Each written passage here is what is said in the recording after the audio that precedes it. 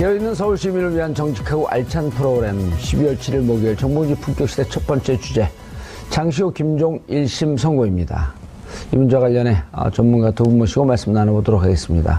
최진봉 오랜만에 하네. 최진봉 성공회대 교수님. 안녕하십니까. 성공회대 교수님. 성공하는 사람만 가는 대학이죠. 그래요? 네. 오, 나 성공하기 때 갈 거 그랬네.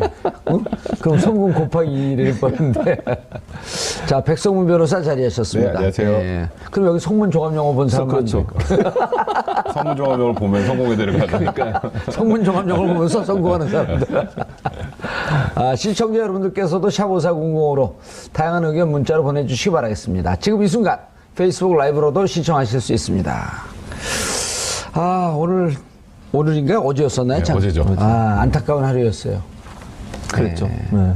그래서 사실 이제 좀 안타까움이 있어요. 무슨 말이냐면, 물론 이제 범죄 행위로만 보면 장시호 씨가 고약하죠. 네. 받은 형량이 그렇게 높다라고 볼 수는 없지만, 이제 우려되는 건 이런 거죠. 검찰이 일정 부분 피의자로 소환된 피고나 피의자가 와서 내부 고발이라고 할 수 있는 거 아니겠습니까? 범죄 실체에 대해서 얘기해주고 또 다른 사람의 범죄 행위까지도 증거를 제출하면서 도와주는 역할을 했는데, 우리가 소위 이제 플리바게닝이라고 하는데, 우리 법에는 그게 플리바게닝이라는 개념이 없기 때문에 사실은 법관이 판단을 내린 것 자체는 문제가 없다고 봅니다. 저는. 그러나 이제 앞으로 피의자들이 그런 상황에서 그럼 과연 검찰을 적극적으로 도울 거냐 하는 우려가 좀 있다는 거죠. 그러니까 재판부 입장에서야 검찰의 입장을 충분히 고려하지 않고 법에 의해서 형량을 정했다고 한다면 할 말은 없지만, 그럼에도 불구하고 앞으로 이제 농단 관련한 검찰 조사를 할 때 검찰에서 이런 형태로 예를 들면 플리바게닝 형식의 어떤 형태의 도움을 줬을 때 이익을 줄 수 있는 뭔가 좀 감형을 해줄 수 있는 그런 키가 있으면, 카드가 있으면 아무래도 조사가 좀 더 잘 이루어질 가능성이 있는데,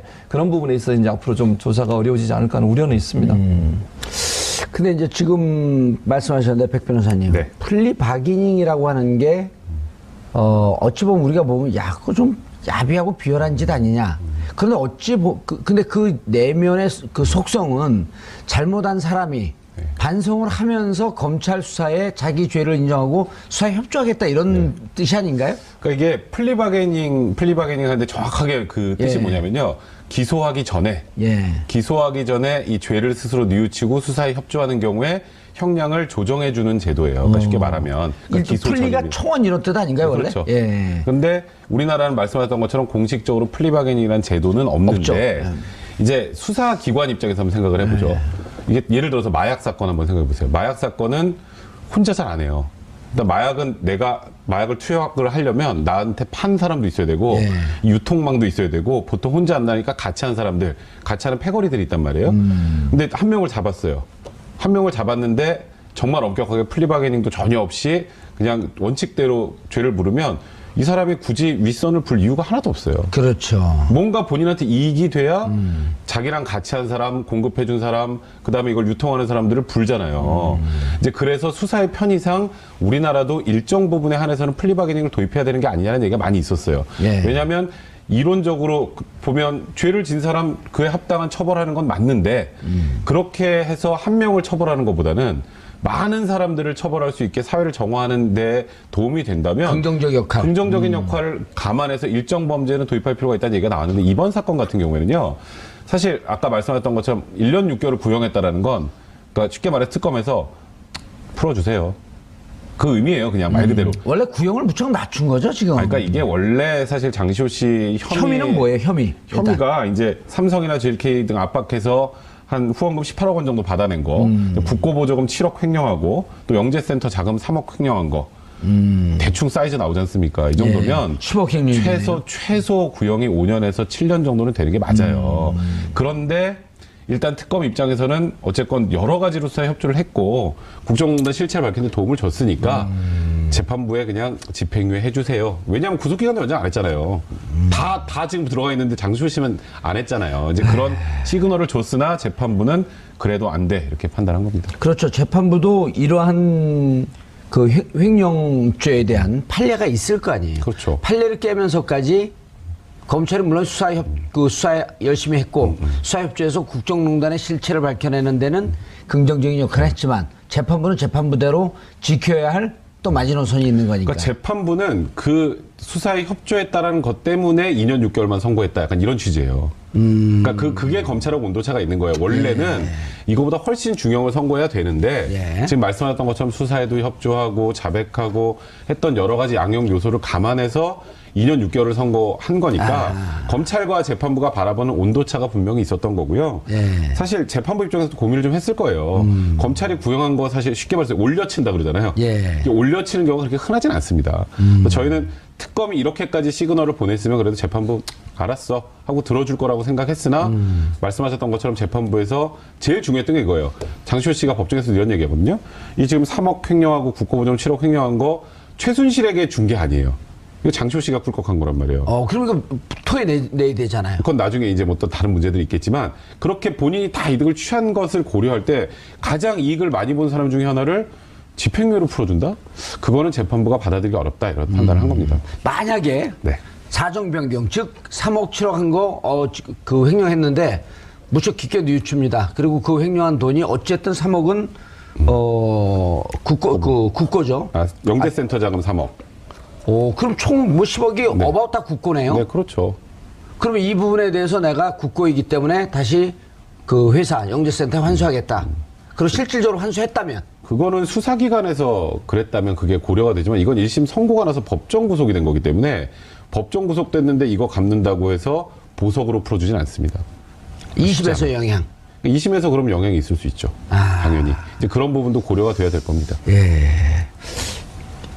예측 그 1년 6개월 구형했을 때 예측 못 하셨잖아요. 다 대부분 집행유예로 예측을. 그랬었죠. 1년 6개월 정도 되면 대부분 이제 구형하는 것보다 좀 낮게 판결을 내리지 않습니까? 그렇게 되면 보통 한 3분의 2나 반. 그렇죠. 그 정도 내기 때문에 다 집행유예가 나올 거라 생각을 했죠. 장시호 씨도 사실 근데 어제 뭐 이렇게 출두하는 모습을 보면 본인도 집에 돌아갈 걸 생각하고 아마 출두한 게 아닌가 하는 생각이 들 정도로 뭐 옷차림이나 이런 것들을 보면 그리고 또 본인이 그렇게 얘기했지 않습니까? 머리가 하얘졌다. 판결을 받는 순간 그만큼 충격을 받았다는 거 아니겠습니까? 애 데리러 가야 되는데. 그렇죠. 또 그 뭐 마지막 증언할 때도 진술할 때 그런 얘기 했잖아요.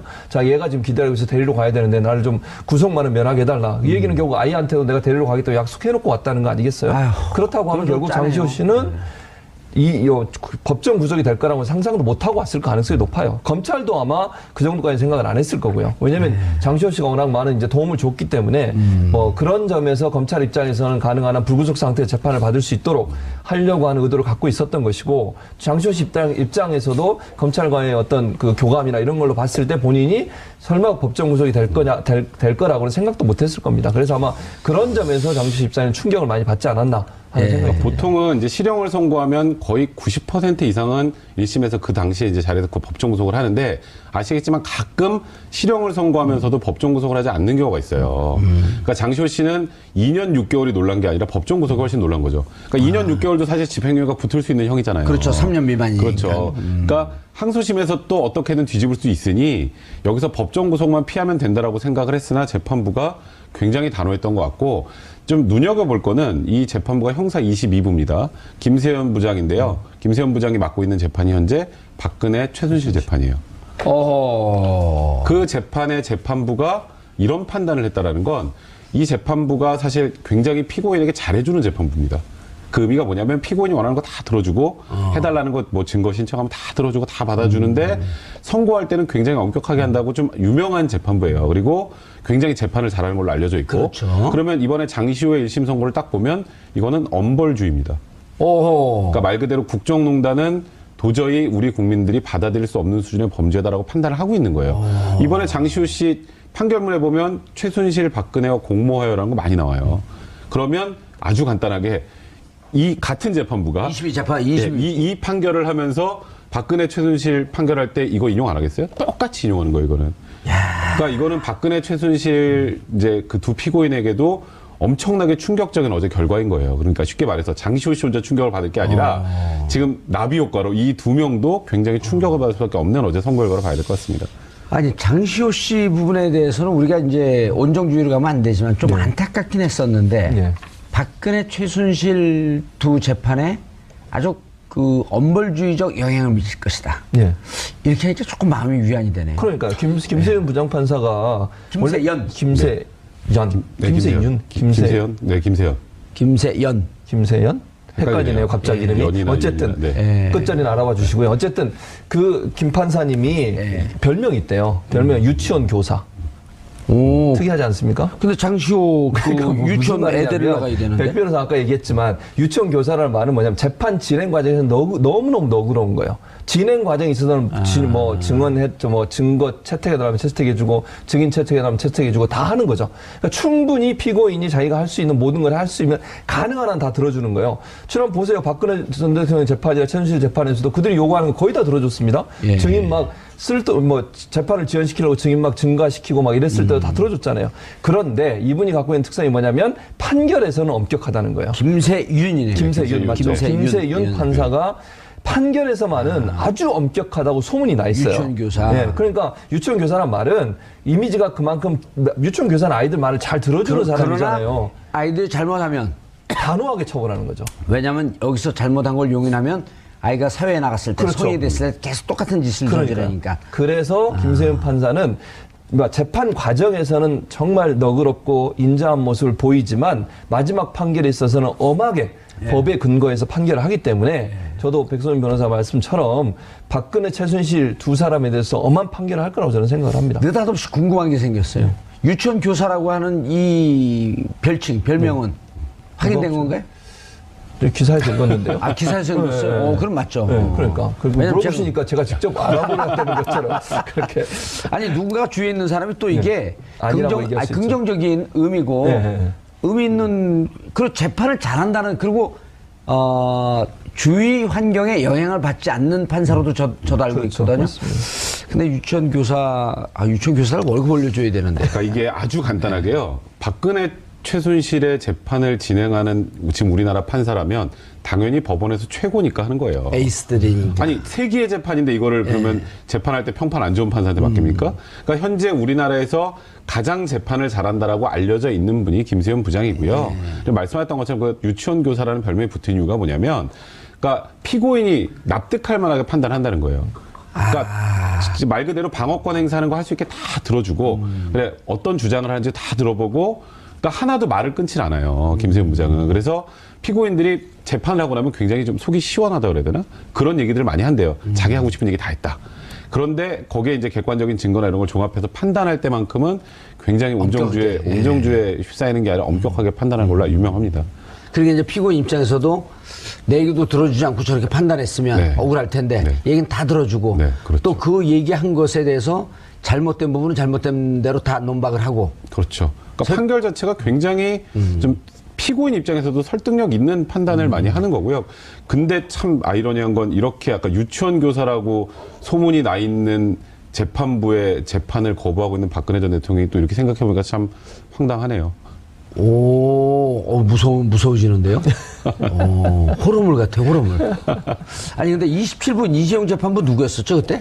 그러니까 그 분 성함은 제가 잘 기억이 안 나요. 27분. 네, 그 분도 뭐 재판을 잘한 걸로 유명하시는 분이에요. 그러니까 지금 현재 서울중앙에서 가장 소위 우리나라 부장 중에 형사부장 중에 에이스들만 현재 지금 이 재판에 지금 매달려 있는 거고요. 그러니까 지금 현재 그곳에서 나왔던 이재용 부회장 유죄 판단, 그리고 이번에 나온 장시호의 유죄 판단, 이 두 가지가 결합이 돼서 사실상 우리가 지금 뭐 유죄가 나올까 무죄가 나올까 뭐 최순실이나 박근혜 전 대통령에 대해서 그걸 문제 삼는 걱정하는 게 아니라 도대체 몇 년이나 나올까. 근데 이런 지금 현재 진행되는 과정을 보면 우리 예상보다 더 중하게 나올 수도 있다. 이런 느낌이 듭니다. 알겠습니다. 사실 근데 조금 올려친 거란 말이에요. 올려친 거는 처음에 검찰의 구형에 나섰다라고 이렇게 메시지를 준 거 아닌가요? 그렇죠. 그런 의미라고 볼 수 있죠. 근데 사실은 법원도 판결문에 보면 많이 도와준 걸 인정한 부분이 있어요, 분명히. 그러니까 수사에 도움을 줬고 법원에서도 많은 증언들을 해준 것에 대해서 일정 부분 감형 요소가 있다라고 하는 부분을 얘기했고 그 말은 결국 뭐냐면 재판부 입장에서 이보다 더 2년 6개월보다 더 많은 형을 사실은 판단하는 게 맞는데 그럼에도 불구하고 줄여줬다는 의미 아니겠습니까? 그럼 결국 검찰은 그보다 더 적게 했기 때문에 그 부분에 있어서는 이제 법원에 있어도 뭐 이해는 하는 것 같아요. 검찰 입장에서 충분히 본인들이 조사하는 과정에 있어서 도움을 많이 받았고, 뭐 제2의 태블릿 PC도 받았고, 또 뭐 박근혜 전 대통령과 최순실이 통화했다는 대포폰 얘기도 다 들었고, 예. 그다음에 무슨 메모 같은 것도 다 얘기해줬지 않습니까? 그런 차원에서 본다고 하면 장시호가 국정농단 수사에 엄청난 도움을 줬죠. 그런 분이 검찰에서는 고마울 수밖에 없는 것이고, 그렇게 도움을 준 사람한테 일정 부분 그 도움을 받기 전에 검찰이 그렇게 얘기 안 했겠습니까? 우리가 적극적으로 수사에 도와주면 뭐 우리도 어쨌든 최선을 다해서 당신을 도와주겠다라고 얘기를 했을 가능성이 있다고 저는 봐요. 특검 입장에서도. 그러니까 특검이 상당히 좀 곤란한 상황이 된 거죠, 사실. 장시호 씨한테. 그럼 뭐 그렇다고 해서 특검이 법원을 상대로 해서 뭘 할 수 있는 상황은 아니지 않습니까? 법원은 법원 나름대로 판단하는 것이고. 김세현 이제 부장판사 입장에서는 아무래도 그 본인이 갖고 있는 어떤 원칙 이걸 벗어나는 것에 대해서 상당히 좀 그러니까 뭐랄까요, 하지 않았다 이렇게 볼 수 있을 것 같고, 다만 아까도 말씀드렸지만 원래는 2년 6개월보다 더 많이 나올 수 있는 죄목으로 보면 그런 범죄임에도 불구하고 좀 줄여줬다고 하는 것은 김세현 부장판사도 일정 부분 장세호 씨의 검찰 도움 또 수사의 도움, 법원에서의 도움을 인정한 게 아닌가 인정했다. 하는 근데 생각입니다. 사실 이제 뭐 마약 수사나 지금 우리가 1년째 보고 있는 이 뭐 국정농단 사건, 이거 뭐 전형적인 권력형 비리 사건 아닙니까? 예. 이런 거는 제보자가 없으면 제대로 캘 수가 없어요. 맞아요. 제보자 없이 어떻게 캡니까 이거를? 이거 굉장히 그리고 지금 치밀하게 국정농단 이어지는 사건에 건데. 지금 전말이 파악이 되고 이런 게 지금 다 제보 아니에요. 그렇죠. 지금 그다음에 국정원 내에 국정원개혁위원회에서 갖고 온 것도 사실은 지금은 개혁위원회가 정권이 바뀌어서 만들어졌지만 그 전 같으면 그 안에 있는 자료를 누군가 제보를 해야만이 가능했던. 그렇죠.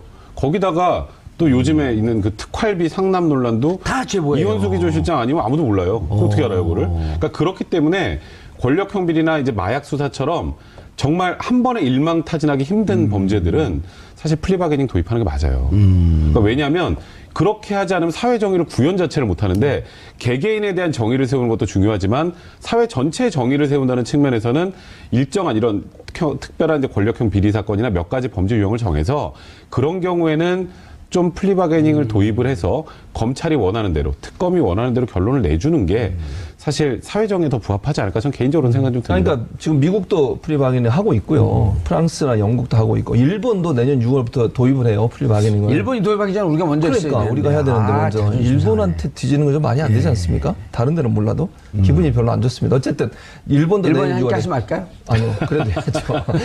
좀 더 빨리 하면 안 될까요? 예. 어쨌든 그래서 플리바게닝이라는 게 사실 뭐 수사의 비용도 줄일 수 있고요. 또 지금 백성문 변호사 말씀하신 것처럼 그 권력형 비리 같은 경우 내부 고발이나 아니면 본인이 알고 있는 모든 진실을 다 털어놓으면 일망타진할 수 있는 기회가 되지 않겠습니까? 또 국민들이 얼마나 본인이 예. 반성하고 그렇죠. 반성하고. 사회에 대한 사과의 의미에서 너의 죄의 진상을 다 밝히고 그렇죠. 앞으로 그 예를 들어서 다른 사람 잡히게끔 이게 그 털어놓는 게 그 사람한테 나쁜 게 아니라 죄를 지은 사람 벌을 받고 네. 회개하고 반성하고 다시 건강한 사회로 돌아가야 이런 뜻 아니에요. 맞습니다. 그건 좋은 취지예요. 그러니까요. 그런 취지에서 그래서 사실 선진국에서 그걸 도입해서 활용하고 있는 거 아니겠습니까? 그런 차원에서 본다고 하면 일본이 우리도 도입하는 건 좀 기분 나쁘다. 그러니까 우리가 빨리 도입을 해야 되지 않나 하는 생각이 듭니다. 알겠습니다. 그런데 일각에서 네. 좀 저는 이게 좀 과도한 해석 같은데 검찰 구형보다 더 높게 나와서 특검에 모욕을 당했다. 뭐 정청래 전 의원이 그런 얘기를 하신 것 같은데. 그래요? 나 어디서 많이 이름을 본 사람인데 네, 누군가 많이 본 사람이죠. 많이 본 분이잖아요. 근데 이게 율사가 이랬으면 좀 실려가는데 또 여기서 그랬다니까. 사실 저는 플리바게닝을 도입하지 말자의 논의로 여기에서 진행을 하는 건 맞지만 이렇게 법원의 판단을 가지고 뭐 특검을 욕보였다라는 취지 정도. 그러니까 이게 가만 들어보면 결국 특검 수사를 법원이 요즘에 계속 방해하네? 이런 내용이잖아요. 사실 저도 정청래 의원이 어떤 의미로 이렇게 썼는지는 알겠습니다만 우리나라 법원의 판단을 일단 존중하고 신뢰하지 못하면 사회가 제대로 돌아갈 수가 없어요. 그러니까 최소한 법원의 판단에 관련해서는 존중한다. 하지만 이런 부분이 아쉽다 정도의 논평은 괜찮아도 이렇게 거의 그들의 뿌리는 이렇게 단단하다. 이게 마치 법원을 적폐로 보는 것 같은 그런 내용들이잖아요. 별로 중요하지 않아요. 최근에 근데 이제 여당 의원들 우리 중심으로 작가들이 이상해 저. 여당 의원들 중심으로 좀 뭐 이번에 김관진 국방부 장관 그 부속적 분을 풀어준 그런 내용들과 관련해서 굉장히 강도 높게 비판을 하시는데 그 비판까지는 모르겠는데 그걸 넘어선 사실 제가 봐도 좀 거북할 정도 수준 그런 부분들은 이제 여당 의원들께서 조금 자제해 주실 필요가 있지 않나 생각 드네요. 여당 전 의원. 이분은 전 의원, 현 의원들도 그러잖아요. 현 의원들도. 박범계 의원도. 박범계 의원도 그러는데 물론 그 신광열. 네. 그 형사수석 부장판사의 구속적 부심은 이상해요. 그러나 그럼에도 불구하고 법원이 그거에 대해서 또 김동진 부장판사가 문제제기를 했잖아요. 그렇죠. 그렇게 하면서 좀 건강하게 자리를 잡아나가는 과정인지. 바깥에서 할 건 아닌 것 같아요. 사실 저도 칼럼을 써서 그 구속적 부심이 도저히 이해가 안 된다라는 취지로 칼럼을 한번 쓴 적이 있었는데 그래도 어쨌든 이해는 가잖아요. 지금도 안 돼요, 사실. 저는 아니, 지금 올해는 가잖아요. 이해. 그럼에도 불구하고 법원에서 그 판단한 것을 뒤집을 수가 없는 이상 일단은 받아들여야 되는 거죠. 그럼요. 그리고 다만 이제 그런 건 나중에 한번 좀 그 구속 적부심의 원칙과 기준을 좀 정확하게 만들어야 될 필요가 있을 것 같아요. 그렇습니다. 김명수 대법원장이. 네, 그렇습니다. 자, 그런데 이제 또 같은 혐의로 재판에 넘겨진 김종. 김종 이분이 이제, 이른바 그 문체부, 네. 문체부 국정농단 마이다스의 손 아니에요? 그렇죠. 마이다스의 손이죠. 스포츠 마케팅의 황제. 그렇죠. 예. 그래서 온갖 나쁜 짓을 많이 했죠. 차은택의 사수. 그렇죠. 예. 그리고 최순실의 수적 역할을 했었죠. 최순실의 수적. 네. 최순실이 부르면 온다잖아요. 길거리에서 만나고 뭐 문 열고 잠깐 얘기하고 가고 뭐 길거리에서. 벨이잖아요, 별명이 벨. 벨. 종 아니에요, 종. 부르면 온다고. 김종. 부르면 흔들면 온다고. 딸랑딸랑. 근데 이제 종이 여러 가지 의미가 있어요. 이렇게 종이라고, 이건 걔네. 종이라고 하는 네. 그 서번트 의미도 있고. 네, 그런 의미도 벨이라고 있죠. 하는 벨이라고 하는 의미도 있고. 어. 맞습니다. 근데 이제 이번에 삼성그룹 후원 강요 사건을 무죄로 내렸는데, 이거 무죄로 내렸다, 그러니까 이런 거죠. 김종 전 차관이 직접적으로 거기 개입하지 않고 관여하지 않았다. 라고 하는 것이 이제 재판부의 판단인데, 재밌는 것은 재판부가 뭐라고 얘기했냐면, 삼성이 돈을 준 것은 박근혜 전 대통령과 이재용 부회장의 독대로 인한 거다.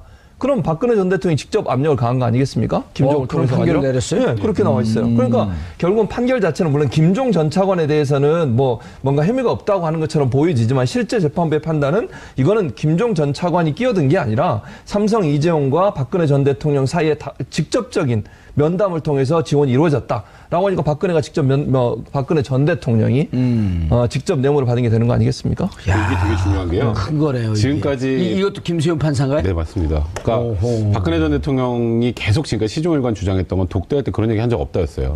그죠? 아무 말도 안 했다. 근데 여기서 너무 구체적으로 거기는 김종 차관은 끼지도 못했고 박근혜 전 대통령이랑 이재용 부회장이 직접 독대하고 박근혜 전 대통령이 압박을 해서 그래서 삼성 돈이 이제 장소가 있는 스포츠 연재센터로 동계스포츠 연재센터로 온 거다. 그러니까 여기서 공모한 사람은 박근혜, 장시호다 이렇게 나온 거예요. 이제 그렇다면 김종 차관이 김종 차관 뭐 3년 6개월 거는데 여긴 6개월 깎였어라고 생각하실 게 아니라 그냥 이 총 지휘자가 박근혜 전 대통령이라고 김세현 부장은 보고 있구나 이렇게 보시면 됩니다. 그러면서 그 내부에 있어서 장시호의 역할, 그 다음에 김종의 역할을 좀 그렇죠. 그 경중을 좀 따진 네, 거고. 그렇습니다. 다만 이 총괄 지휘는 박근혜 전 대통령이라는 그리고 이거 박근혜와 동등한 수에서 같이 지휘한 최순실. 네, 이 구도로 보고 있는 것 네, 같다. 그렇죠. 그러니까 이번 판결의 시사하는 게 그런 거예요. 그러니까 장시호 2년 6개월에서 뭐 법원이 잘못했다 이런 얘기할 때가 아니라 지금 국정농단 관련해서 박근혜 전 대통령과 최순실의 혐의를 이 재판부가 지금 어떻게 보고 있구나. 그걸 알 수 있는 그런 굉장히 유력한 잣대가 됩니다. 우리 백선 변호사님이 인격적인데 장시호 2년 6개월 그래갖고 난 욕하는 줄 알았어. 깜짝이야. 그렇게 들리죠? 그러니까 발음이 장시호 그렇죠? 2년 붙여서 6개월. 얘기하니까 쉼표를 줘야 되는데. 장시호 2년 6개월 해야 되는데 장시호 2년 6개월. 네, 그러니까 약간 죄송합니다. 뭔가 의도가 있었던 것 같아요. 알겠습니다. 김종. 김종에 대해서도 좀 구체적으로 어떤 혐의로 됐는지. 김종 차관은 뭐 굉장히 다양한 곳에 개입을 했었기 때문에 대부분 이제 강요나 이런 부분들이 주로 이제 혐의가 인정이 됐었고요. 근데 그 중에 이제 제일 중하다고 했던 게 조금 전에 말씀하셨던 동계스포츠 영재센터에 이 16억이 흘러가는 과정에서 장시호하고 김종 차관이 중요한 역할을 했다라는 게 특검의 기소 내용이었어요. 그런데 이제 특검의 기소 내용 중에 재판부가 그 부분을 이제 무죄 판단을 한 거고요.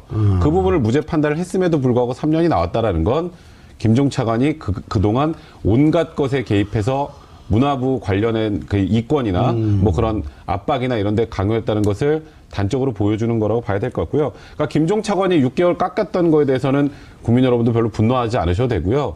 그 주역이 김종 차관이라 박근혜 전 대통령이라고 판단한 거기 때문에 이 재판부가 국정농단을 바라보는 관점을 제시해 준 것이다. 이렇게 보시면 됩니다. 법원은 그러면서 또 김 전 차관이 법정에서 용서를 구했고 수사에 협조한 점을 양형이 참작했다. 장시호 씨도 참작한 거 아닌가요? 아, 그럼요. 그러니까 장시호 씨도 장시호 씨와 김종 차관을 놓고 보면 둘 다 예를 들어서 죄질이 안 좋다라고 감안해서 혐의만 딱 놓고 보면 예. 사실은 장시호 씨가 형량이 더 높아야 되는 게 맞아요. 왜냐하면 장시호 씨 입장에서는 그 개인이 돈을 좀 착복한 부분이 있지 않습니까? 예. 그러니까 최순실의 어떤 명성이라고 얘기할 수는 없죠. 어떤 권력을 등에 업고서 박근혜와 최순실 사이의 어떤 관계를 이용해서 본인이 돈을 챙겼다고 하는 부분 때문에 법원이 그렇게 판단한 거 아니겠습니까? 그 오로지 장시호 혼자 그걸 다 이익을 챙겼다 하는 부분이 좀 뭐 이런 높은 형량에 받게 된 하나의 이유가 된다고 볼 수 있겠죠. 예. 자, 지금까지 이제 보면은, 검찰 수사에 협조했다든지, 수사기관 처벌에 형평성 논란 빚는 인물들이 좀 있어요. 예. 이현수는 지금 구속 안 돼 있나요? 안 됐죠. 아, 지금 이렇게 지금 검찰에서 협조적으로 하는 사람을 왜 구속을 시킵니까? 그 구속이 안 된 상태에서 다 얘기를 한 거예요? 조금 더 전으로 가볼까요? 지금 예. 정유라는 기소도 안 됐어요.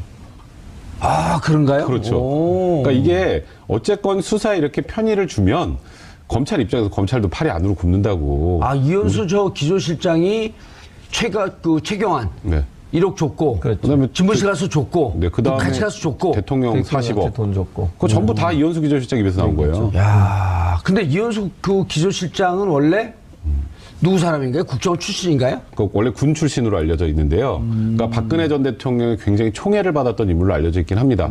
원래 이현수 기조실장이 이제 빠져야 되는 상황에서 박근혜 전 대통령이 대노해서 그 자리를 지켰다라고 얘기를 하는데 그 이현수 기조실장이 비수를 꽂네요. 그런데 이현수 기조실장 입장에서는 이렇게 볼 수 있는 거 아닌가요? 예. 그때 권력의 힘에 의해서 시키는 것을 어쩔 수 없이 상명하복의 정신에 근거해서 할 수밖에 없었지만 예. 이것은 결국 국가의 미래나 장래를 위해서 옳지 않은 것이다라고 그렇죠. 판단하고 얘기할 수도 있다고 그렇게 긍정적으로 볼 수 있는 거 아니에요? 그러니까 그런 차원에서 내부 고발자로 볼 수 있는 거죠. 그러니까 본인이 그 조직 안에 있을 때 그걸 거부하고 그 뭐 권력의 어떤 압박 아래 있을 때 내부 고발하는 게 더 멋있겠지만 그걸 못했다 하더라도 나중이라도 그걸 밝히는 게 중요한 거 아니겠습니까? 지금 문제가 된다고 본인이 판단해서 본인이 알고 있는 정보들을 다 검찰에 얘기하고 그것을 인해 지금 전직 국정원장들이 다 조사를 받았고요. 대통령들도 좀 돈을 받은 게 확인되는 거 아니겠습니까? 예. 그런 차원에서 본다면 이현수 전 기조실장 같은 경우에는 검찰에 많은 도움을 준 것이고 그래서 아예 구속영장 청구조차 안 한 거죠. 그러니까 이렇게 해서 이제 구속영장 청구 안 하면 문제가 없지만 장시호 씨 같은 경우에는 이런 절차를 안 받고 구속영장 일단 청구한 거 아니에요. 그래서 결국 구속됐다가 만기돼서 풀려났고 그래서 재판 받으면서 다시 또 구속이 됐는데 그러니까 아예 검찰 입장에서는 구속영장 청구 안 하는 방법을 통해서 일정 부분 도움을 계속 받으려는 의도를 갖고 있는 것 같고요. 어차피 재판은 받는 거 아니겠습니까? 그러니까 불구속 상태에서 재판을 받도록 한 편의를 봐주는 거죠. 그런 차원에서 본다고 하면 검찰 일정 부분 도움을 준 사람들한테 좋은 시그널을 보낼 수 있는 거 아니겠습니까? 당신이 만약에 검찰 조사에 적극적으로 도와주고 또 내부 고발 관련된 여러 가지 정보들을 주면 우리가 당신을 불구속 상태에서 조사하겠다라고 하는 시그널을 준다고 하면 결국 이게 법으로 없는 플리 바게닝 일정 부분 도입되는 효과가 있지 않겠나 하는 생각이 듭니다. 아, 박원호 전 대한승마협회 전무 이분 삼성 출신 아닌가요? 그렇죠. 그리고 최순실과 정유라의 최측근이죠. 최측근. 근데 박원호 전무도 굉장히 수사에 협조적이었고 박원호 전무를 통해서 나온 내용들 때문에 어찌 보면 이재용 부회장이 지금 저 지경까지 가게 된 건데 그러니까요. 그래서 지금 삼성 측 변호인단은 굉장히 불쾌해요. 아, 왜 이 사람이 박원호에 바깥을 걸어 다니고 있느냐. 이렇게 얘기했어요? 그러니까 이게 박원호 보면 전무는 네. 자유로운 생활을 하고 있다. 삼성 측은. 그러니까 삼성은 지금 이 구도를 어떻게 가길 원하냐면 예. 기업은 피해자다 쪽으로 가고 싶어요. 팔바가지 비틀어갖고 돈 뜯어냈고. 그러니까 헌법재판소에서도 기업은 피해자라는 취지로 탄핵 결정할 때 들어가지 않았느냐 얘기도 삼성 측 변호인단이 조국적 하는 게 뇌물이라는 표현을 썼어요. 네, 근데 이번에 또 일단 김수현 부장의 그 생각은 박근혜 전 대통령과 그러니까 이재용 부회장의 독대 그 자리에 강요가 있었는지 없었는지는 밝히지 않았고 거기서 삼성을 통해서 박근혜 전 대통령 요청해서 돈이 왔다는 얘기를 한 걸 보면 김수현 부장도 사실 삼성을 피해자로 보고 있는 것 같지는 않아요. 그러니까 삼성을 피해자로 보는 순간 여러 명이 행복해집니다. 좀 이런 표현하기 이거는 약간 역설적인데 이재용 부회장은 강요의 피해자면 저기 들어가 있을 이유 없잖아요. 그렇죠. 그죠? 그리고 박근혜 전 대통령이나 최순실 씨 입장에서도 뭔가 대가성 있는 뇌물이 아니라 강요면 형량이 훨씬 떨어져요. 근데 그 모두가 원해도 이 지금 현재 삼성이 저번 정권으로부터 받은 혜택들을 종합해 볼 때, 그 뭐 합병 문제나 여러 가지 있지 않습니까? 예. 그 뭐 기업 경영권 승계 과정에 이제 어쨌건 정부가 도와준 것, 그런 걸 종합해 볼 때는 삼성 측 변호인단들의 생각과 달리 지금 현재 재판부는 피해자는 무슨 피해자야 이렇게 생각하는 것 같아요. 야, 박원호 전무는 진짜 이 승마협회, 그러니까 삼성이 승마협회를 통해서 승마협회를 2014년에 승마협회를 맡아주십시오. 네, 그렇죠. 그 9월 15일에요. 네.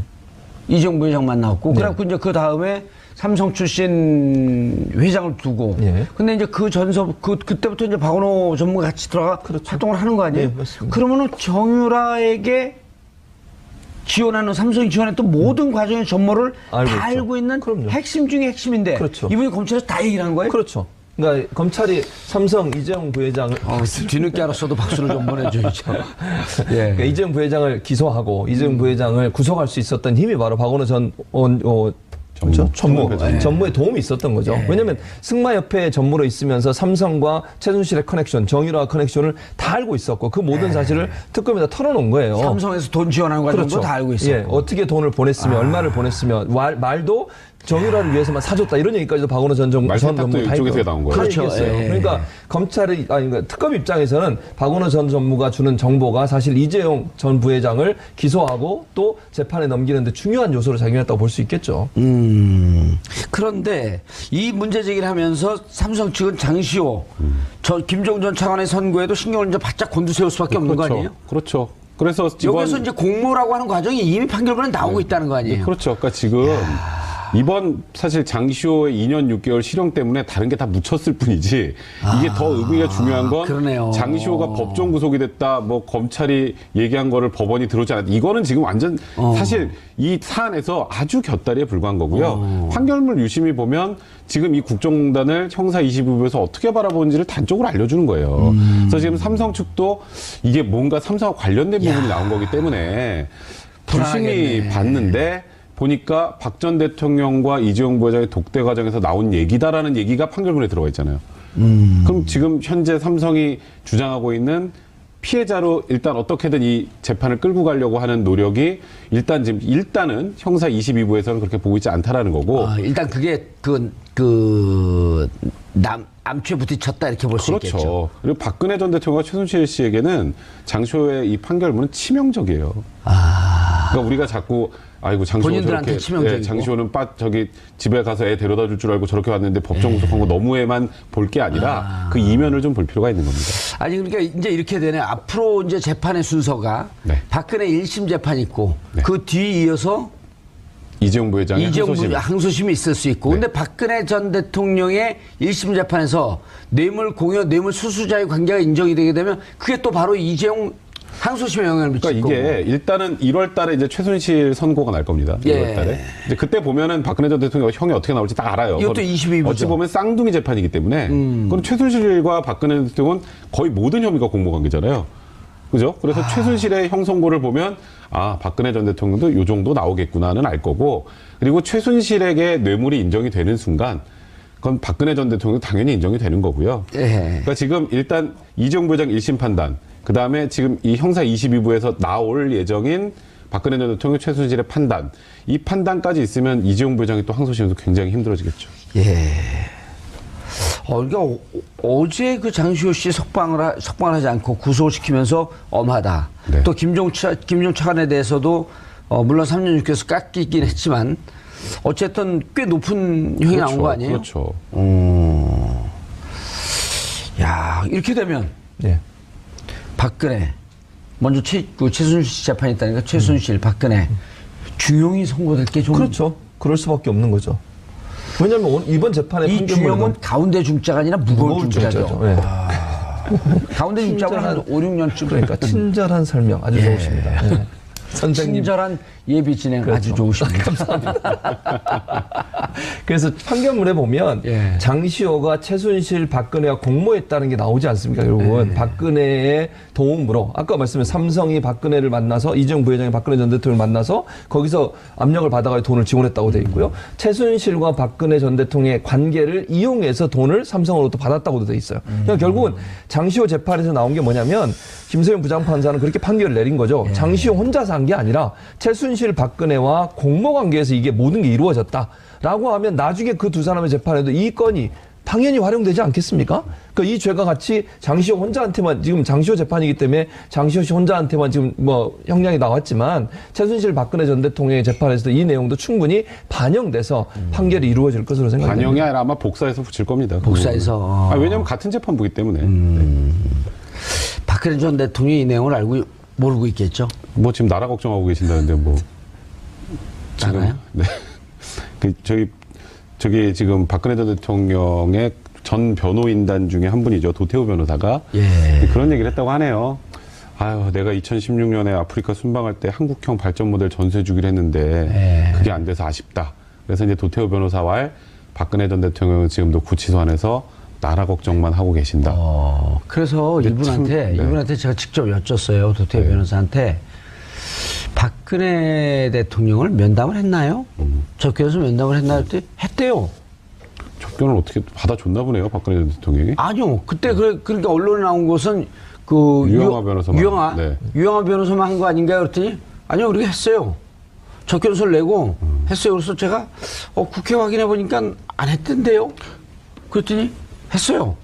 접견서 냈어요. 우리가 추정컨대 접견서 낼 수 있잖아요. 그렇죠. 냈는데 박근혜 대통령이 안 만난 걸 알고 있잖아요. 네, 그렇죠. 안 만났는데 본인은 또 자기만의 상상 속에서 박근혜 대통령을 만나서 아프리카 얘기를 들은 것처럼. 이거 너무 구체적인데요, 근데? 하필 애국심도 이거 2016년 아프리카 모델, 이건 너무 구체적이어서. 전생에 도태우 이분이 아프리카에 살았지 근데 않았을까요? 도태우 변호사가 요 얘기만 한 게 아니라고요. 얼마 전에도 또 비슷한 얘기를 한 번 한 적이 있었어요. 박근혜 전 대통령은 지금 구치소 안에서 나라 걱정만 하고 계시다. 그러니까 뭐 예를 들었고 그 새마을 운동 모델 이런 거 아프리카에 전수하지 못해서 안타깝다는 건데요. 사실 박 전 대통령이 진짜 이 말을 했다면 이제 가정하죠. 뭐 이건 가정해야죠. 뭐 가정한다면 그 나라를 걱정하실 때 제일 먼저 생각을 해야 되는 건요. 우리나라 민주주의의 근간인 법치주의를 지키는 거예요. 나라 걱정하기에 앞서서 재판에 출석을 하는 게 진짜 나라를 걱정하는 거예요. 지금 어쨌건 본인이 집권했던 시절에 거의 지금 관련자들 다 구속돼서 지금 감옥 가 있는 상황에 지금 나라 걱정을 한다는 건 굉장히 위화감 있지 않나요? 이게 이상하게 들리지 않나요? 그러니까 이 얘기를 했다라는 게 우리가 들으면서 지금 웃음이 나오잖아요. 아까도 살짝 웃으시던데 안 웃으셨어요? 저는 엄청 웃음 참고 있는 중이에요. 그러니까 이게 우리가 웃음이 나올 정도라면 이게 지금 얼마나 황당한 상황인지 얘기죠. 단적으로 알 수 있는 겁니다. 근데 뭐 나라 걱정보다 제가 볼 때 아프리카 나라를 걱정하는 거죠. 이디오피아예요, 이 나라가. 이디오피아에 가서 2016년에 2014년에 갔었죠. 아프리카 순방 가서 뭐라고 얘기했냐면 코리안 에이드라고 하는 우리나라의 발전 모델을 아프리카에 이식을 시켜주겠다. 그러면서 푸드 트럭이나 이런 거 있잖아요. 또 뭐 의료 시설 이런 부분들을 지어주고 이런 일을 하겠다고 약속을 했거든요. 그게 지금 못하게 돼서 안타깝다는 거예요. 그러니까 이거 이디오피아에 도움을 주고 싶었는데 그걸 제대로 못해서 안타깝다. 이런 얘기인데 지금 백성원 변호사 말씀하셨듯이 그 남의 나라 걱정할 때가 아니고 우리나라 걱정을 해야 돼요. 박근혜 전 대통령이 저렇게 죄가 없다 그러고 재판도 보이콧하고 사법부를 완전히 무시하는 저런 행동을 하는 것이 과연 국민의 한 사람 없어. 이제 국민으로 돌아갔잖아요. 대통령 하다가. 그랬으면 국민의 한 사람 없어서 해야 되는 신성한 어떤 의무인데 그 자체를 좀 거부하고 있는 거 아니겠습니까? 중요한 건 또 이제 박정희 정권이 그 아프리카에 큰 영향을 미쳤잖아요. 그렇죠. 독재 정권의 수출. 예. 그래서 아마 간 것 같아요, 아프리카에. 그러면서 그러니까 그런 모습으로 사는 것이 과연 나라 걱정일까? 도태우 전 변호사가 이제 변호사인데 이제 박근혜 전 대통령 전 변호인이죠.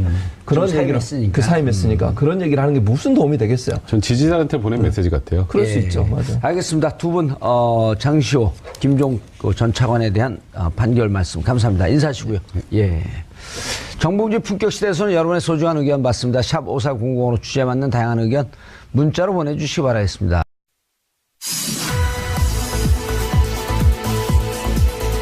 깨어있는 서울 시민을 위한 정직하고 알찬 프로그램 12월 7일 목요일 정봉주 품격시대 첫 번째 주제 장시호 김종 1심 선고입니다. 이 문제와 관련해 전문가 두 분 모시고 말씀 나눠보도록 하겠습니다. 최진봉 오래간만에 하네. 최진봉 성공회대 교수님. 안녕하십니까. 성공회대 교수님. 성공하는 사람만 가는 대학이죠. 그래요? 네. 나 성공하기 때 갈 거 그랬네. 그럼 성공 곱하기 2를 뻔했는데. 자, 백성문 변호사 자리하셨습니다. 네, 안녕하세요. 네. 그럼 여기 성문 종합영어 본 사람 그렇죠. 성문종합영을 보면 성공회대를 가니까. 성문 종합영어를 보면서 성공하는 사람들. 시청자 여러분들께서도 샵5400으로 다양한 의견 문자로 보내주시기 바라겠습니다. 지금 이 순간 페이스북 라이브로도 시청하실 수 있습니다. 오늘인가 어제였었나요? 네, 어제죠. 안타까운 하루였어요. 그랬죠. 네. 그래서 뭐 사실 이제 좀 안타까움이 있어요. 무슨 말이냐. 물론 이제 범죄 행위로만 보면 장시호 씨가 고약하죠. 네. 받은 형량이 그렇게 높다라고 볼 수는 없지만 이제 우려되는 건 이런 거죠. 검찰이 일정 부분 피의자로 소환된 피고나 피의자가 와서 내부 고발이라고 할 수 있는 거 아니겠습니까? 범죄 실체에 대해서 얘기해주고 또 다른 사람의 범죄 행위까지도 증거를 제출하면서 도와주는 역할을 했는데 우리가 소위 이제 플리바게닝이라고 하는데 우리 법에는 그게 플리바게닝이라는 개념이 없기 때문에 사실은 뭐 법관이 판단을 내린 것 자체는 뭐 문제가 없다고 봅니다. 저는. 그러나 이제 앞으로 피의자들이 그런 상황에서 그럼 과연 검찰을 적극적으로 도울 거냐 하는 우려가 좀 있다는 거죠. 그러니까 재판부 입장에서야 뭐 검찰의 입장을 충분히 고려하지 않고 뭐 법에 의해서 형량을 정했다고 한다면 할 말은 없지만 그럼에도 불구하고 앞으로 이제 농단 관련한 검찰 조사를 할 때 검찰에서 이런 형태로 예를 들면 플리바게닝 형식의 어떤 형태의 도움을 줬을 때 이익을 줄 수 있는 뭔가 좀 감형을 해줄 수 있는 그런 뭔 키가 있으면 카드가 있으면 아무래도 조사가 좀 더 잘 이루어질 가능성이 있는데 그런 부분에 있어서 이제 앞으로 좀 조사가 어려워지지 않을까 하는 우려는 있습니다. 근데 이제 지금 말씀하셨는데 백 변호사님, 네. 플리바게닝이라고 하는 게 어찌 보면 우리가 보면 그거 좀 야비하고 비열한 짓 아니냐. 그런데 근데 그 내면의 그 속성은 잘못한 사람이 반성을 하면서 검찰 수사에 자기 죄를 인정하고 수사에 협조하겠다 이런 뜻이 아닌가요? 그러니까 이게 플리바게닝 하는데 정확하게 그 뜻이 뭐냐면요. 기소하기 전에 하고 했던 여러 가지 양형 요소를 감안해서 2년 6개월을 선고한 거니까 검찰과 재판부가 바라보는 온도차가 분명히 있었던 거고요. 사실 재판부 입장에서도 고민을 좀 했을 거예요. 검찰이 구형한 거 사실 쉽게 말해서 올려친다 그러잖아요. 이게 올려치는 경우가 그렇게 흔하진 않습니다. 저희는 특검이 이렇게까지 시그널을 보냈으면 그래도 재판부 알았어 하고 들어줄 거라고 생각했으나 말씀하셨던 것처럼 재판부에서 제일 중요했던 게 이거예요. 장시호 씨가 법정에서 이런 얘기하거든요. 이 지금 3억 횡령하고 국고보증 7억 횡령한 거 최순실에게 준 게 아니에요. 이거 장시호 씨가 꿀꺽한 거란 말이에요. 그러니까 토에 내야 되잖아요. 그건 나중에 이제 뭐 또 다른 문제들이 있겠지만 그렇게 본인이 다 이득을 취한 것을 고려할 때 가장 이익을 많이 본 사람 중에 하나를 집행유예로 풀어준다? 그거는 재판부가 받아들이기 어렵다 이런 판단을 한 겁니다. 만약에 네. 사정변경 즉 3억 7억 한 거 그 횡령했는데 무척 깊게 뉘우칩니다. 그리고 그 횡령한 돈이 어쨌든 3억은 국고죠. 영재센터 자금 3억. 그럼 총 뭐 10억이 어바웃 다 국고네요. 네, 그렇죠. 그러면 이 부분에 대해서 내가 국고이기 때문에 다시 그 회사 영재센터에 환수하겠다. 그리고 실질적으로 환수했다면? 그거는 수사기관에서 그랬다면 그게 고려가 되지만 이건 1심 선고가 나서 법정 구속이 된 거기 때문에 법정 구속됐는데 이거 갚는다고 해서 보석으로 풀어주진 않습니다. 2심에서 영향. 2심에서 그럼 영향이 있을 수 있죠. 당연히. 이제 그런 부분도 고려가 돼야 될 겁니다. 예측 1년 6개월 구형했을 때 예측 못 하셨잖아요. 다 대부분 집행유예로 예측을. 그랬었죠. 1년 6개월 정도 되면 대부분 이제 구형하는 것보다 좀 낮게 판결을 내리지 않습니까? 그렇게 되면 보통 한 3분의 2나 반. 그렇죠. 그 정도 내기 때문에 다 집행유예가 나올 거라 생각을 했죠. 장시호 씨도 사실 근데 어제 뭐 이렇게 출두하는 모습을 보면 본인도 집에 돌아갈 걸 생각하고 아마 출두한 게 아닌가 하는 생각이 들 정도로 뭐 옷차림이나 이런 것들을 보면 그리고 또 본인이 그렇게 얘기했지 않습니까? 머리가 하얘졌다. 판결을 받는 순간 그만큼 충격을 받았다는 거 아니겠습니까? 애 데리러 가야 되는데. 그렇죠. 또 뭐 마지막 증언할 때도 진술할 때 그런 얘기 했잖아요. 자, 얘가 지금 기다리고 있어 데리러 가야 되는데 나를 좀 구속만은 면하게 해달라. 이 얘기는 결국 아이한테도 내가 데리러 가겠다고 약속해놓고 왔다는 거 아니겠어요? 그렇다고 하면 결국 장시호 씨는 법정 구속이 될 거라고 상상도 못하고 왔을 가능성이 높아요. 검찰도 아마 그 정도까지 생각을 안 했을 거고요. 왜냐면 장시호 씨가 워낙 많은 이제 도움을 줬기 때문에 뭐 그런 점에서 검찰 입장에서는 가능한 한 불구속 상태의 재판을 받을 수 있도록 하려고 하는 의도를 갖고 있었던 것이고 장시호 씨 입장에서도 검찰과의 어떤 그 교감이나 이런 걸로 봤을 때 본인이 설마 법정 구속이 될 거는 전 대통령 재판이나 최순실 재판에서도 그들이 요구하는 거 거의 다 들어줬습니다. 증인 막 재판을 지연시키려고 증인 막 증가시키고 막 이랬을 때도 다 들어줬잖아요. 그런데 이분이 갖고 있는 특성이 뭐냐면 판결에서는 엄격하다는 거예요. 김세윤이네요. 김세윤 맞죠? 김세윤 판사가 판결에서만은 아주 엄격하다고 소문이 나 있어요. 유치원 교사. 네, 그러니까 유치원 교사란 말은 이미지가 그만큼 유치원 교사는 아이들 말을 잘 들어주는 사람이잖아요. 아이들 잘못하면 단호하게 처벌하는 거죠. 왜냐하면 여기서 잘못한 걸 용인하면 아이가 사회에 나갔을 때 그렇죠. 성인이 됐을 때 계속 똑같은 짓을 저지르니까. 그래서 김세윤 판사는 재판 과정에서는 정말 너그럽고 인자한 모습을 보이지만 마지막 판결에 있어서는 엄하게 법에 근거해서 판결을 하기 때문에 저도 백선민 변호사 말씀처럼 박근혜, 최순실 두 사람에 대해서 엄한 판결을 할 거라고 저는 생각을 합니다. 느닷없이 궁금한 게 생겼어요. 유치원 교사라고 하는 이 별명은 확인된 건가요? 기사에서 읽었는데요. 아, 기사에서 읽었어요? 그럼 맞죠. 그러니까. 그리고 왜냐면 물어보시니까 제가 직접 알아보려는 것처럼 그렇게. 아니, 누군가 주위에 있는 사람이 또 이게 아니라고 얘기할 수 있죠. 긍정적인 의미고, 의미 있는, 그리고 재판을 잘한다는, 그리고, 주위 환경에 영향을 받지 않는 판사로도 저도 알고 그렇죠. 있거든요. 맞습니다. 근데 유치원 교사를 월급 올려줘야 되는데. 그러니까 이게 아주 간단하게요. 박근혜 최순실의 재판을 진행하는 지금 우리나라 판사라면 당연히 법원에서 최고니까 하는 거예요. 에이스들이니까. 아니, 세기의 재판인데 이거를 그러면 재판할 때 평판 안 좋은 판사한테 맡깁니까? 그러니까 현재 우리나라에서 가장 재판을 잘한다라고 알려져 있는 분이 김세윤 부장이고요. 말씀하셨던 것처럼 그 유치원 교사라는 별명이 붙은 이유가 뭐냐면, 그러니까 피고인이 납득할 만하게 판단한다는 거예요. 그러니까 말 그대로 방어권 행사하는 거 할 수 있게 다 들어주고, 그래 어떤 주장을 하는지 다 들어보고, 그러니까 하나도 말을 끊질 않아요. 김세윤 부장은. 그래서 피고인들이 재판을 하고 나면 굉장히 좀 속이 시원하다 그래야 되나? 그런 얘기들을 많이 한대요. 자기 하고 싶은 얘기 다 했다. 그런데 거기에 이제 객관적인 증거나 이런 걸 종합해서 판단할 때만큼은 굉장히 온정주에 휩싸이는 게 아니라 엄격하게 판단하는 걸로 유명합니다. 그러니까 이제 피고인 입장에서도 내 얘기도 들어주지 않고 저렇게 판단했으면 억울할 텐데 얘기는 다 들어주고 그렇죠. 또 그 얘기한 것에 대해서 잘못된 부분은 잘못된 대로 다 논박을 하고. 그렇죠. 그러니까 판결 자체가 굉장히 좀 피고인 입장에서도 설득력 있는 판단을 많이 하는 거고요. 근데 참 아이러니한 건 이렇게 아까 유치원 교사라고 소문이 나 있는 재판부의 재판을 거부하고 있는 될 거라고는 생각도 못했을 겁니다. 그래서 아마 그런 점에서 장주식 집사는 충격을 많이 받지 않았나 하는 생각이 보통은 이제 실형을 선고하면 거의 90% 이상은 1심에서 그 당시에 이제 자리에서 그 법정 구속을 하는데 아시겠지만 가끔 실형을 선고하면서도 법정 구속을 하지 않는 경우가 있어요. 그러니까 장시호 씨는 2년 6개월이 놀란 게 아니라 법정 구속이 훨씬 놀란 거죠. 그러니까 2년 6개월도 사실 집행유예가 붙을 수 있는 형이잖아요. 그렇죠. 3년 미만이니까. 그렇죠. 그러니까 항소심에서 또 어떻게든 뒤집을 수 있으니 여기서 법정 구속만 피하면 된다라고 생각을 했으나 재판부가 굉장히 단호했던 것 같고 좀 눈여겨볼 거는 이 재판부가 형사 22부입니다. 김세현 부장인데요. 김세현 부장이 맡고 있는 재판이 현재 박근혜 최순실 재판이에요.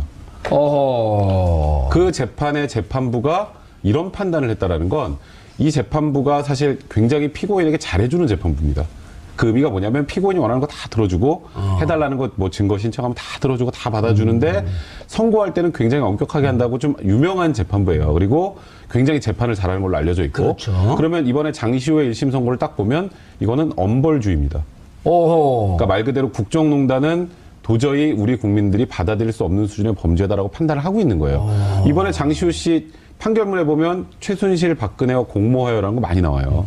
그러면 아주 간단하게 이 같은 재판부가 22 재판, 이 판결을 하면서 박근혜 최순실 판결할 때 이거 인용 안 하겠어요? 똑같이 인용하는 거예요, 이거는. 그러니까 이거는 박근혜 최순실 이제 그 두 피고인에게도 엄청나게 충격적인 어제 결과인 거예요. 그러니까 쉽게 말해서 장시호 씨 혼자 충격을 받을 게 아니라 지금 나비 효과로 이 두 명도 굉장히 충격을 받을 수밖에 없는 어제 선거 결과로 봐야 될 것 같습니다. 아니, 장시호 씨 부분에 대해서는 우리가 이제 온정주의로 가면 안 되지만 좀 안타깝긴 했었는데 박근혜 최순실 두 재판에 아주 그 엄벌주의적 영향을 미칠 것이다. 이렇게 하니까 조금 마음이 위안이 되네요. 그러니까 김세윤 부장판사가 김세연. 김세윤. 헷갈리네요, 갑자기 이름이. 어쨌든 끝자리는 알아봐 주시고요. 어쨌든 그 김 판사님이 별명이 있대요. 별명 유치원 교사. 특이하지 않습니까? 근데 장시호 그 유치원 애들을 나가야 되는데. 백 변호사 아까 얘기했지만 유치원 교사라는 말은 뭐냐면 재판 진행 과정에서 너무너무 너그러운 거예요. 진행 과정에 있어서는 뭐 증언했죠, 뭐 증거 채택해달라면 채택해주고 증인 채택해달라면 채택해주고 다 하는 거죠. 그러니까 충분히 피고인이 자기가 할 수 있는 모든 걸 할 수 있으면 가능한 한 다 들어주는 거예요. 지금 보세요, 기소하기 전에 이 죄를 스스로 뉘우치고 수사에 협조하는 경우에 형량을 조정해주는 제도예요. 그러니까 쉽게 말하면. 그러니까 기소 플리가 초원 이런 뜻 아닌가요, 원래? 그렇죠. 그런데 우리나라는 말씀하셨던 것처럼 공식적으로 플리바게닝이라는 제도는 없는데 이제 수사기관 입장에서 한번 생각을 해보죠. 이게 예를 들어서 마약 사건 한번 생각해 보세요. 마약 사건은 혼자 잘 안 해요. 그러니까 마약은 내가 마약을 투약을 하려면 나한테 판 사람도 있어야 되고 예. 유통망도 있어야 되고 보통 혼자 안 나니까 같이 하는 사람들, 같이 하는 패거리들이 있단 말이에요. 근데 한 명을 잡았어요. 한 명을 잡았는데 정말 엄격하게 플리바게닝도 전혀 없이 그냥 원칙대로 죄를 물으면 이 사람이 굳이 윗선을 불 이유가 하나도 없어요. 그렇죠. 뭔가 본인한테 이익이 돼야 자기랑 같이 한 사람, 공급해준 사람, 그 다음에 이걸 유통하는 사람들을 불잖아요. 이제 그래서 수사의 편의상 우리나라도 일정 부분에 한해서는 플리바게닝을 도입해야 되는 게 아니냐는 얘기가 많이 있었어요. 예. 왜냐하면 이론적으로 보면 죄를 진 사람 그에 합당한 처벌하는 건 맞는데 그렇게 해서 한 명을 처벌하는 것보다는 많은 사람들을 처벌할 수 있게 사회를 정화하는 데 도움이 된다면 긍정적 역할. 긍정적인 역할을 감안해서 일정 범죄는 도입할 필요가 있다는 얘기가 나왔는데 이번 사건 같은 경우에는요. 사실 아까 말씀하셨던 것처럼 1년 6개월을 구형했다라는 건 그러니까 쉽게 말해 특검에서 풀어주세요. 그 의미예요. 그냥 말 그대로. 원래 구형을 무척 낮춘 거죠, 지금. 그러니까 이게 원래 사실 장시호 씨 혐의는 뭐예요, 혐의? 혐의가 이제 삼성이나 JK 등 압박해서 한 후원금 18억 원 정도 받아낸 거, 국고보조금 7억 횡령하고 또 영재센터 자금 3억 횡령한 거, 대충 사이즈 나오지 않습니까? 이 정도면 예, 10억 횡령이네요. 최소 구형이 5년에서 7년 정도는 되는 게 맞아요. 그런데 일단 특검 입장에서는 어쨌건 여러 가지로 수사에 협조를 했고 국정농단 실체를 밝히는 데 도움을 줬으니까 재판부에 그냥 집행유예 해주세요. 왜냐하면 구속기간도 연장 안 했잖아요.